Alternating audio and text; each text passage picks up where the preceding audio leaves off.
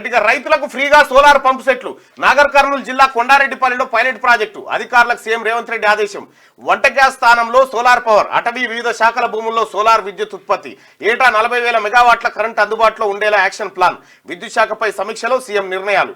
రైతులకు solar pump సెట్లను ఉచితంగా అందించి వాళ్లను సోలార్ విద్యుత్ వైపు ప్రోత్సహించాలని అధికారులను సీఎం రేవంత్ రెడ్డి ఆదేశించారు. ఇందుకోసం నాగర్ కర్నూలు జిల్లా వంగూరు మండలంలోని కొండారెడ్డిపల్లిలో పైలట్ ప్రాజెక్టు చేపట్టాలని చెప్పారు.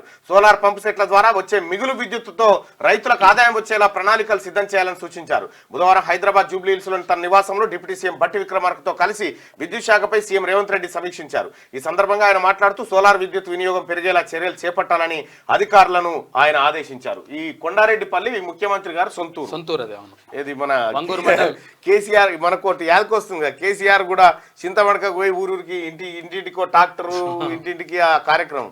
సో అట్లా కొండారెడ్డిపల్లిని సరే పుట్టిన ఊరు ఎవరికైనా ప్రేమ ఉంటది.